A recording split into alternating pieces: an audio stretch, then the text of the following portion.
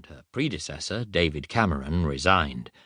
May campaigned under the banner of strong and stable leadership, betting that her higher approval ratings and a record lead in the polls would be the trump card.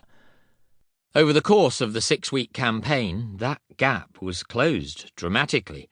May proved to be a poor campaigner, struggling to adapt when forced to go off script. Having been regarded as a liability by many of his own party's strategists, who kept his face off local Labour publications and asked voters to focus instead on the Labour manifesto, Corbyn, whose political career has been defined by protest rather than power, grew in confidence over the course of the campaign. By the time of polling day, he was regarded as an asset to the party, as it asked the British people for a majority in Parliament. Serious tactical miscalculations played a part in the Conservative Party's poor performance, feeding into a sense that they had misjudged the national mood. Much controversy was caused by Conservative manifesto proposals on pensions and care for the elderly. The Labour manifesto, by contrast, was more explicitly redistributionist than any since the 1980s. To its critics, it was full of inflated promises that could never be delivered, and regurgitated long-since discredited ideas from the past. But there is no doubt that ideas such as the abolition of student tuition fees and greater spending on schools and hospitals struck a chord among large swathes of voters.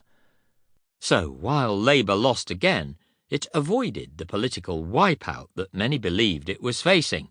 In fact, it increased its share of its vote significantly, by almost 10%. And won 30 more seats than in 2015, while the Conservatives also increased their share of the vote by 5.5%, it was Labour that did best from an election that many saw as the emphatic return of two-party politics.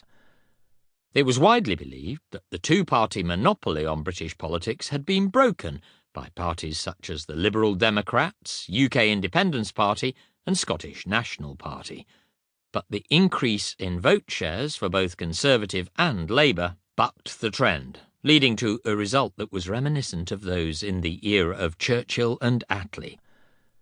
By the summer of 2017, then, Labour was closer to power than at any time since the general election of 2010.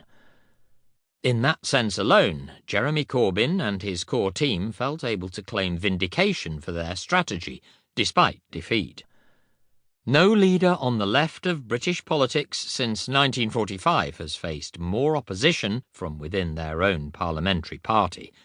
But even many of Corbyn's most vocal opponents began to fall into line as soon as the election was over and announced their confidence in his leadership. The ongoing sagas surrounding the personality of the Labour leader have encouraged a renewed public interest in Labour Party history and past Labour leaders.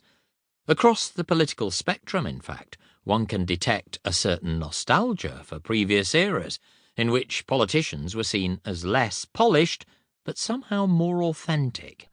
Or for a time in which politics was seen as something that could genuinely transform and improve the lives of millions of people.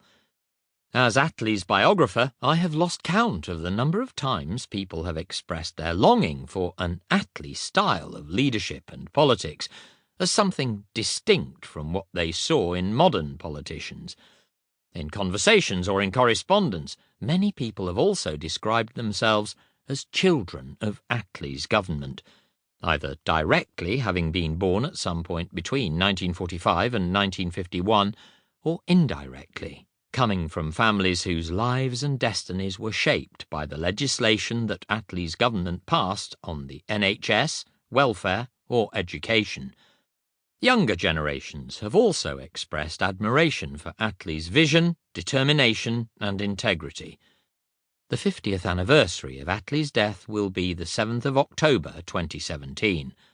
Though the man himself would have been highly surprised, there are some in the 21st century who see him as some sort of political hero. Citizen Clem went to press in September 2016, coinciding with Jeremy Corbyn's first Labour Party conference as leader. At that time, Corbyn faced a